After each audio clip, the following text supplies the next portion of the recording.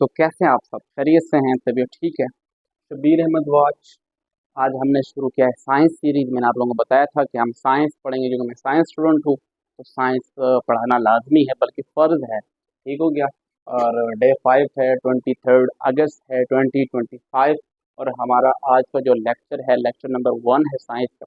आज हमारा जो टॉपिक है वो क्या है? सबसे पहले टॉपिक के बारे में पढ़ते हैं कि जो आज का हमारा टॉपिक है वो क्या है। ठीक हो गया। तो जो आज का टॉपिक है वो बड़ा ही इंटरेस्टिंग टॉपिक है। कौन सा टॉपिक है? बड़ा इंटरेस्टिंग टॉपिक है। और इंटरेस्टिंग टॉपिक इसलिए है क्योंकि इसमें हम जानने वाले हैं किस चीज़ के बारे में जानने वाले हैं, पता है आप लोगों को? हम जानने वाले हैं कि what is actually science. What is science? SCIENC science. Science हमारे पास क्या चीज़ है? What is science? ठीक है, तो आप लोग बताएं साइंस क्या चीज़ है। चलो जल्दी जल्दी बताएं कमेंट्स में कि साइंस क्या चीज़ है। हम जनरली स्कूल्स के अंदर और जब हम 9th या मैट्रिक में आते हैं या हम साइंस जब भी शुरू करते हैं तो हम पढ़ते हैं कि the knowledge which is obtain from observation experiment. उसको रट्टा लगा के the knowledge is obtain from observation experiment, the knowledge is obtain. ठीक हो गया। अब हम रट्टे से जान छुड़ाएंगे, साइंस को समझेंगे, जूम आउट करेंगे, कॉन्सेप्चुअली साइंस के कॉन्सेप्ट को समझेंगे कि साइंस एक्चुअली है क्या चीज़, साइंस क्या चीज़ है। ठीक हो गया। समझ आ रही कि नहीं? इसकी स्टेटोमोलॉजी समझेंगे। स्टेटोमोलॉजी क्या चीज़ है, आप लोग मुझे बताएं। स्टेटोमोलॉजी मतलब कि कौन से वर्ड से डिराइव है। उस वर्ड की हम जब वर्ड को हम जब पढ़ते हैं, ठीक हो गया, जहाँ हम किसी लैंग्वेज की खास जगह तो हम स्टेटोमोलॉजी कहते हैं। ठीक है, बाहर उसके में नहीं जाना चाहते हैं। ठीक हो, हम साइंस तक ही रहेंगे। तो याद रखें जो साइंस का लफ्ज़ है, द वर्ड साइंस, जो साइंस का वर्ड है, याद रखें बच्चों, ये डिराइव्ड हुआ है एक लैटिन वर्ड से। कौन से वर्ड से? लैटिन वर्ड से। कौन से वर्ड से? लैटिन वर्ड से। लैटिन वर्ड से। लैटिन वर्ड से। लैटिन वर्ड से। और लैटिन वर्ड कौन सा? सियोंशिया। क्या? या सियोंशिया, जिस तरह आप लोग कहते हैं, ठीक है, प्रोनाउंस करें। ठीक है, तो वो वर्ड कौन सा है? सियोंशिया है। क्या है? सियोंशिया। और सियोंशिया का मतलब क्या है पता है आप लोगों को? सियोंशिया का मतलब है नॉलेज। सियोंशिया का मतलब क्या है? नॉलेज। सियोंशिया का मतलब है नॉलेज। Knowledge, NOWLEDGE, knowledge. अब हम पढ़ेंगे कि कौन सा knowledge, what type of knowledge science is. Science कौन सी किस्म का नॉलेज है। हमें आसान अल्फाज इस्तेमाल करने चाहिए ताकि आप लोगों को समझ आए। ठीक है, साइंस लैटिन वर्ड है, इसकी हम स्टेटोमोलॉजी करते हैं, फर्दर पढ़ते हैं कि भाई लैटिन वर्ड में कौन सा वर्ड है, उसका मतलब क्या है। तो लैटिन वर्ड शियांशिया है, और शियांशिया का मतलब क्या है? नॉलेज है। और जनरली टीचर कुछ ये भी कह सकते हैं, टू नो किसी चीज़ के बारे में जानना। तो सिंपल सी बात है, नॉलेज के अंदर भी हम चीज़ों के बारे में जानते हैं कि नहीं जानते। ठीक हो गया। फल्कियात का नॉलेज है तो हम फल्कियात के बारे में जानते हैं। ठीक हो गया। और भी बहुत किस्म नॉलेज है, ज़मीन जियोलॉजी है, मुख्तलिफ नॉलेज के बारे में हम क्या पढ़ते हैं, कुरान हदीस का नॉलेज है। ठीक हो गया। तो अब नॉलेज की कितनी किस्में हैं और साइंस कौन सी कैटेगरी में लाई करते हैं, थोड़ा वहाँ चलते हैं, उसको एक्सप्लेन करते हैं, और फिर हम स्पेसिफिकली साइंस की तरफ आते हैं कि साइंस एक्चुअली क्या है, कौन सा नॉलेज है। तो याद रखें, नॉलेज के अक़साम के बारे में भी बताएगा कि नॉलेज के कितने अक़साम हैं। चलो आप मुझे बताओ कमेंट सेक्शन में जल्दी जल्दी, आपका टास्क आज ये होगा, मुझे जल्दी बताओ, मैं बताने लगा हूँ। ठीक है, तो वो कौन कौन से हैं? तो साइंस बेटा, तो जो सॉरी नॉलेज है, नॉलेज हमारे पास, नॉलेज के बहुत से अक़साम हैं। ठीक है, लेकिन मैं जिक्र करूंगा सिर्फ और सिर्फ 3 का। ठीक है, कितने नॉलेज का जिक्र करूंगा? 3 बेसिक जो टाइप है। उसमें सबसे पहले हमारे पास आते हैं रिवील्ड नॉलेज। कौन सा नॉलेज? रिवील्ड नॉलेज या रिवील्ड नॉलेज। ठीक होगी। रिवील्ड नॉलेज के बारे में बात करेंगे। रिवील्ड नॉलेज एक्चुअली क्या है? तो रिवील्ड का मतलब क्या है? जाहिर होना, नाजिल होना। वो नॉलेज जो रिवील्ड हुआ है, जो नाजिल हुआ है, उसको हम क्या कहते हैं? रिवील्ड नॉलेज कहते हैं। और नाजिल नाजिल करने वाली सुप्रीम पावर होनी चाहिए। तो सुप्रीम पावर हमारा अकीदा ईमान है कि अल्लाह सुब्हानहू व तआला की ज़ात। तो अल्लाह ताला की तरफ से नॉलेज आए उसको रिवील्ड नॉलेज कहते हैं। क्या कहते हैं? Revealed knowledge. और बेटा उसकी जो हमारे पास एग्जाम्पल है एग्जाम्पल है, तो वो एग्जाम्पल क्या है? कुरान है। क्या है? कुरान है। क्या है? कुरान है, जो हज़रत मोहम्मद मुस्तफ़ा सल्लल्लाहु अलैहि वसल्लम पर नाजिल हुआ। ठीक है, अल्हम्दुलिल्लाह। ठीक है, इसी तरह हमारे पास बाइबल था, जो ईसा अलैहिस्सलातु वस्सलाम पे नाजिल हुआ था, बाइबल। ठीक हो गया। तो बाइबल भी रिवील्ड नॉलेज है। कौन सा नॉलेज है? रिवील्ड, यानी इसका इंकशाफ हुआ, इसका ज़ुहूर हुआ, इसका नुज़ूल हुआ। वो उलूम जिनका नुज़ूल हुआ तो उनको हम फिर क्या कहते हैं? रिवील्ड नॉलेज कहते हैं। क्या कहते हैं? Such type of knowledge is called revealed knowledge which is revealed on someone, जो किसी पर क्या हुआ? नाजिल हुआ है। ठीक हो गया? तो कुरान और बाइबल या जितनी भी आसमानी किताबें हैं, सहीफे हैं जो ऊपर आसमान की तरफ से आए हैं, उसको क्या कहते हैं? रिवील्ड नॉलेज कहते हैं। जो दूसरा हमारे पास नॉलेज का किस्म, दूसरी किस्म है, सॉरी, दूसरे में फ़र्क करना चाहिए यार। तज़कीर व तानीस में स्पेशली जो पश्तून बेल्ट के लोग हैं उनको ज़्यादा फ़र्क करना चाहिए। ठीक हो गया? दूसरा जो हमारे पास दूसरी जो किस्म है नॉलेज की, वो है कौन सी? Authoritative knowledge. क्या? Authoritative knowledge. Authoritative knowledge. Authoritative knowledge. अब अथॉरिटेटिव नॉलेज कौन सा है? आप लोग बताएं। ठीक हो गया? वो नॉलेज जो किसी अथॉरिटी की तरफ से मिला हो, जो किसी अथॉरिटी ने दिया हो, उसको हम फिर क्या कहते हैं? अथॉरिटेटिव नॉलेज कहते हैं। क्या कहते हैं? अथॉरिटेटिव नॉलेज कहते हैं। अब अथॉरिटी कौन सी? अथॉरिटेटिव नॉलेज की मिसाल देखता हूँ, आप लोगों को समझ आ जाएगी। तो इसकी हमारे पास जो एग्जांपल है, बेस्ट बेस्ट एग्जांपल हमारे पास हदीस है। क्या है? हदीस। हदीस क्योंकि हमें अथॉरिटी नहीं दी ना, मोहम्मद रसूलुल्लाह सल्लल्लाहु अलैहि वसल्लम एक अथॉरिटी है, उसने हमें हदीस का इल्म दिया, हदीस का नॉलेज। या सिमिलरली आप लोग देख लें, सिखों का जो नॉलेज है, जो बाबा गुरु नानक थे वो भी एक अथॉरिटी थी।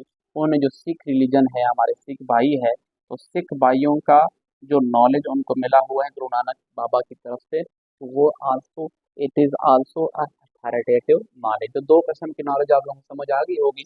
एक हमारे पास रिवील्ड है, दूसरा अथॉरिटेटिव है। ठीक हो गया? रिवील्ड अल्लाह ताला की तरफ से, अथॉरिटेटिव किसकी तरफ से मिलता है? अथॉरिटी की तरफ। मोहम्मद रसूलुल्लाह सल्लल्लाहु अलैहि वसल्लम इज आल्सो अथॉरिटी, वो अथॉरिटी थी और उसने हमें एक नॉलेज दिया। ठीक हो गया? थर्ड टाइप जो हमारे पास नॉलेज है उसको हम एम्पेरिकल नॉलेज कहते हैं। क्या कहते हैं? एम्पेरिकल।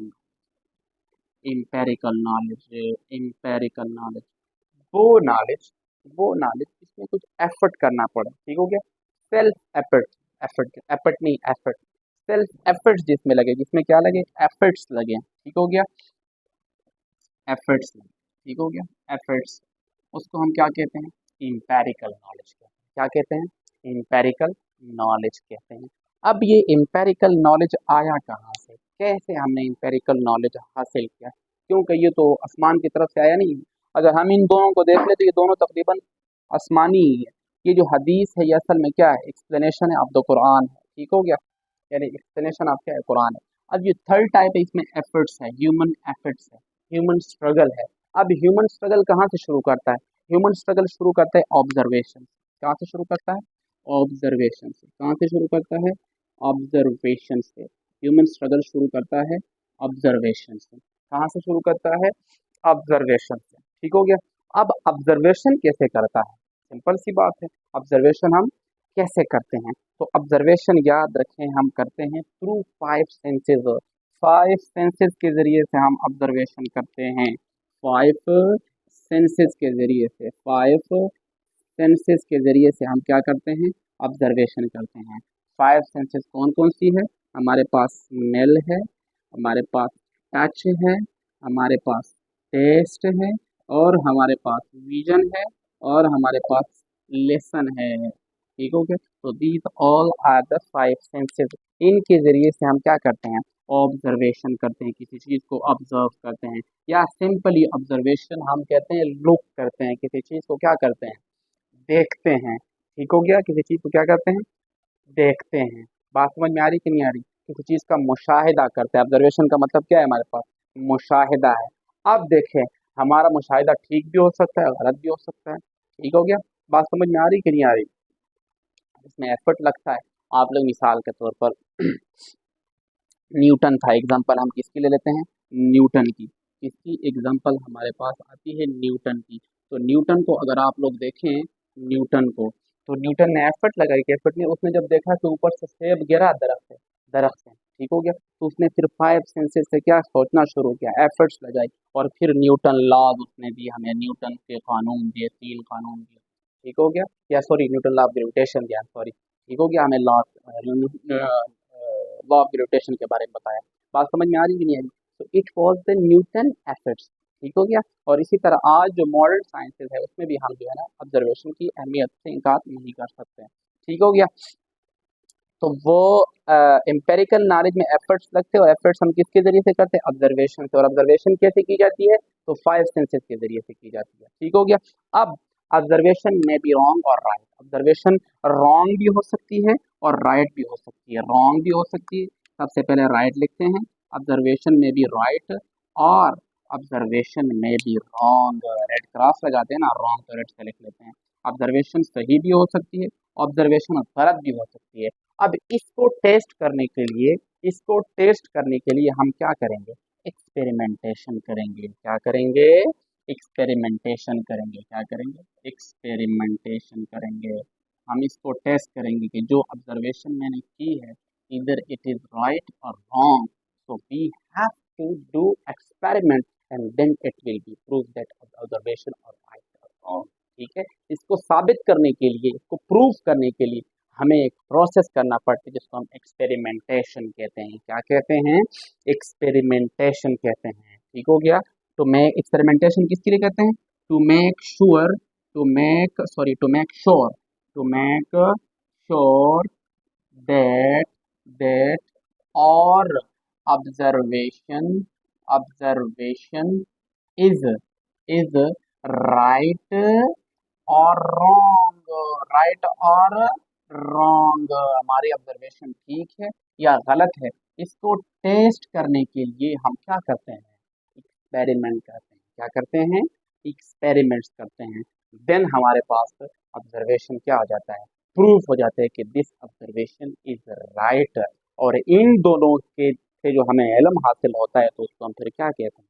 ऑब्जर्व साइंस कहते हैं। देखा बेटा, सबसे पहले मैंने कहा कि एम्पेरिकल नॉलेज में इम्पोर्टेंट, यहाँ मैं लिख लेता हूँ इम्पोर्टेंट। इम्पोर्टेंट में हम ये लिखेंगे इम्पोर्टेंट में पॉइंट में इम्पोर्टेंट नोट में कि साइंस के अंदर दो चीज़ें हैं। सबसे पहले हम चीज़ को ऑब्जर्व करते हैं, ऑब्जर्वेशन करते हैं यानी मुशाहिदा करते हैं, और उससे जो इल्म, और फिर उस पर क्या करते हैं? एक्सपेरिमेंट करते हैं। उसके ऑब्जर्वेशन को प्रूव करने के लिए हम एक्सपेरिमेंट करते हैं, और उससे जो हमें इल्म हासिल होता है, उससे जो हमें इल्म हासिल होता है तो वो क्या होता है? साइंस होता है। क्या होता है? साइंस होता है। क्या होता है? साइंस होता है। ठीक हो गया। तो ये साइंस के अंदर इंपॉर्टेंट चीज़ है। तो आप लोग ये भी कह सकते हैं कि the knowledge which is obtained from observation and experiment, now it is proof. हमने जूम आउट कर लिया कि कैसे ऑब्जर्वेशन और एक्सपेरिमेंट के जरिए से हम इल्म हासिल करते हैं। अब ये ऑब्जर्वेशन, एक तो मिसाल के तौर पर मैंने ये मार्कर देखा, मैंने ऑब्जर्व कर लिया, अब मैं खुद बनाने लग गया, दिस इज एक्सपेरिमेंटेशन। और इस दौरान जो मुझे इल्म हासिल होगा वो साइंस है। सिंपल सी बात है। ठीक हो गया। बात समझ में आ रही है कि नहीं आ रही है? मैंने एक कुर्सी देख ली, चेयर, वुडन चेयर में देख ली। अब वुडन चेयर को मैंने देखा, खुद बनाना शुरू कर दिया। जब देखना तो जो मेरा था वो क्या है? वो मेरी ऑब्जर्वेशन है। और इस वुडन चेयर को जब मैं बनाता हूँ तो मेरी एक्सपेरिमेंट है। और इन ऑब्जर्वेशन और एक्सपेरिमेंट के दौरान जो मुझे इल्म हासिल होगा तो वो हमारे पास क्या है? साइंस है। ठीक हो गया। अब ये सारी चीजें, ऑब्जर्वेशन और एक्सपेरिमेंट, हम नेचुरल चीजों पे करते हैं। कि कौन सी चीजों पे करते हैं? नेचुरल चीजों पे। तो हम साइंस को द नॉलेज ऑफ नेचर भी कह सकते हैं। क्या कह सकते हैं? द नॉलेज ऑफ नेचर भी कह सकते हैं। द नो के नो डब्ल्यू के KNOWLEDG, नॉलेज ऑफ नेचर भी कह सकते हैं। नॉलेज ऑफ नेचर भी कह सकते हैं, क्योंकि नेचर का इलम है। किसका इलम है? नेचर। तो सिंपली आप साइंस को ये भी डिफाइन कर सकते हैं, the study of nature is called science. यानी जब हम नेचर का मुताला करते हैं, कायनात का मुताला करते हैं, तो हम क्या कहते हैं? साइंस कह सकते हैं। अब हम साइंस की डिवीजन की तरफ जाते हैं कि साइंस की कितनी डिवीजन है, साइंस को कितने ग्रुपों में तकसीम किया गया है। तो याद रखें, साइंस की जो डिवीजन है हमारे पास, बेसिक साइंस जो है ना, टू टाइप्स है। कितनी टाइप्स है? हम ये डिवीजन ऑफ साइंस यहाँ लिखे थे टॉप पे, डिवीजन ऑफ साइंस, या इससे नजर नहीं आएगा तो मैं ब्लैक से लिख लेता हूँ। ठीक हो गया। डिवीजन ऑफ साइंस है, डिवीजन ऑफ साइंस है, division division of sciences. Sciences, science की या साइंस की हमारे पास जो डिवीजन है उसके मेन दो ग्रुप्स है। मैं यहाँ से इसको थोड़ा सा इरेज कर लेता हूँ, इरेज आउट कर लेता हूँ, ताकि ये हमें क्या करें, थोड़ी जो है ना नजर आए। ठीक होगी, यानी हमारे फिर जगह स्पेस खाली हो जाए। ठीक है। तो डिवीजन ऑफ साइंसेज है, तो साइंस दो ग्रुप है में डिवीजन, कितने डिवाइड है? एक को बेटा हम कहते हैं फिजिकल साइंसेज। क्या कहते हैं? फिजिकल साइंसेस, और दूसरा हमारे पास है बायोलॉजिकल साइंसेस। कौन सी sciences? Biological sciences, biological sciences. ठीक हो गया। अब फिजिकल साइंसेस कौन सी और बायोलॉजिकल साइंसेस कौन सी है, तो बहुत आसान सी बात है। Physical science is related to physics. ठीक हो गया। या physical science is related to the physical nature. ठीक हो गया। या सिंपली आप लोग, और अगर हम इसको आसान बनाएं, तो physical science is related to non living और थिंग्स। नॉन लिविंग थिंग्स जिसमें हम स्टडी करते हैं, तो वो हमारे पास फिजिकल साइंसेज है। अब फिजिकल साइंसेज की कैटेगरीज कितनी है, तो इसकी तीन कैटेगरीज है। कितनी कैटेगरीज है? तीन कैटेगरीज है, तीन कैटेगरीज। अब कौन कौन सी है? उसमें हमारे पास आती है फिजिक्स आती है, उसमें हमारे पास जियोलॉजी आती है। क्या आती है?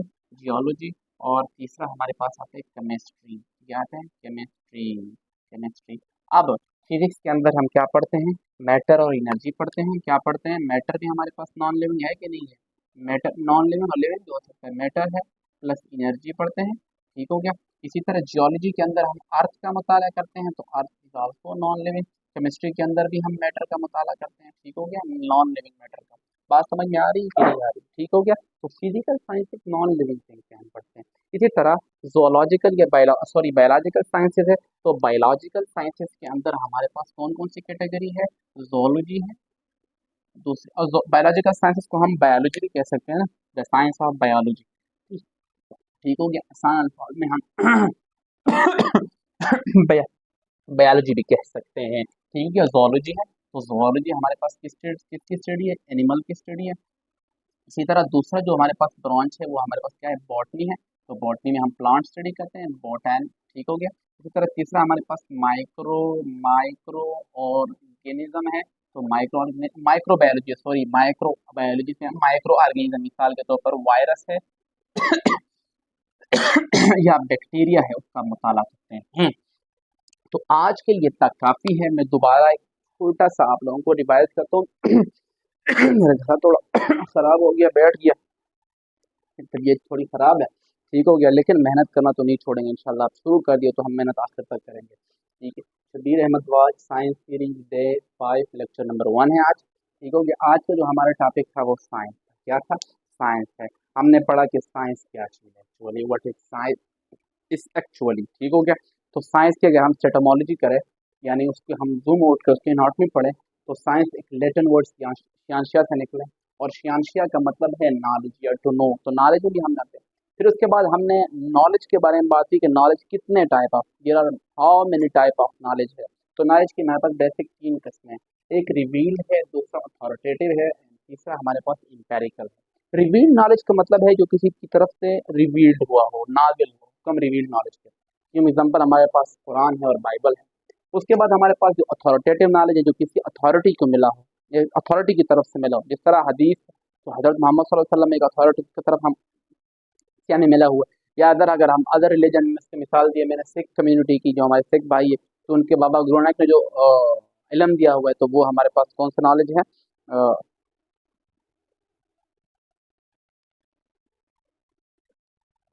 अच्छा, सॉरी, और लाइट ऑफ हो गई तो मैंने कहा शायद वीडियो ऑन हो गई, क्या नाम है, हाँ, हाँ, खत्म हो गई वीडियो, खत्म नहीं हुई, वीडियो चल रही है। ठीक है। तो सिख कम्युनिटी की तरफ से जो नॉलेज है वो क्या है? रिवील्ड नॉलेज है, अथॉरिटेटिव नॉलेज है, सॉरी। और तीसरा जो हमारे पास एम्पेरिकल नॉलेज है, तो एम्पेरिकल नॉलेज यानी ह्यूमन एफर्ट से जो नॉलेज हासिल होता है उसको एम्पेरिकल नॉलेज कहते हैं। अब ह्यूमन एफर्ट्स में सबसे पहली चीज हमारे पास क्या होती है? ऑब्जर्वेशन होती है। हम ऑब्जर्व करते हैं। ऑब्जर्व किससे करते हैं? 5 सेंसेस से करते हैं, अकल से करते हैं। 5 सेंसेस हमारे पास स्मेल है, टच है, टेस्ट है, विजन है, लेसन है। लेसन सुनना। ठीक हो गया। अब इसके जरिए से जो हम ऑब्जर्व करते हैं उसको क्या कहते हैं? एम्पेरिकल नॉलेज कहते हैं। अब हमारी जो ऑब्जर्वेशन है उसको प्रूव करने के लिए, उसको जाहिर बात है ऑब्जर्वेशन एक एविडेंस होता है, may be wrong, may be right. ठीक हो गया। उसको प्रूव करने के लिए फिर हम क्या करते हैं? एक्सपेरिमेंटेशन करते हैं। क्या करते हैं? एक्सपेरिमेंटेशन करें भाई, हम ऑब्जर्वेशन हमारी ठीक है कि ठीक नहीं है, टू मेक श्योर। ठीक हो गया। To make sure that our observation is right और रॉन्ग, तो we have to do experiment. हम एक्सपेरिमेंटेशन करते हैं। और अब हम आते हैं साइंस की डेफिनेशन की। तो साइंस की डेफिनेशन जो हम कहते हैं, knowledge which obtain from observation experiment was called science. लेकिन सारी चीजें हमें पीछे समझ में आ गई। ठीक हो गया। इसके बाद फिर हमने साइंस को डिवाइड किया, तो साइंस की डिवीजन 2 है, physical sciences and biological science. Physical science में जो हमारे पास नॉन लिविंग थिंग को हम स्टडी करते हैं, बायोलॉजिकल साइंस में हम जानवरों को स्टडी करते हैं, लिविंग थिंग को स्टडी करते हैं। फिर हमारे पास फिजिकल साइंसेज, फिजिक्स है, जियोलॉजी है एंड केमिस्ट्री है। फिजिक्स के अंदर मैटर पढ़ते हैं, एनर्जी पढ़ते हैं, जियोलॉजी के अंदर हम अर्थ पढ़ते हैं और केमिस्ट्री के अंदर हम मैटर पढ़ते हैं। इसी तरह हमारे पास बायोलॉजिकल साइंस, जो बायोलॉजिकल साइंसेज के अंदर हम जोलॉजी है, बॉटनी एंड माइक्रोबायोलॉजी है। ठीक हो गया। तो हम इंशाल्लाह नेक्स्ट लेक्चर में शुरू करेंगे फिजिक्स से। इंशाल्लाह सारी साइंसेज हम पढ़ेंगे, बायोलॉजिकल भी पढ़ेंगे और फिजिकल भी पढ़ेंगे, लेकिन सबसे पहले हम फिजिक्स से शुरू करेंगे और फिजिक्स का पूरा एक सीरीज बनाएंगे। तो आज के लिए इतना काफ़ी है, अपनी दुआ में मुझे याद रखिएगा। अल्लाह हाफिज़।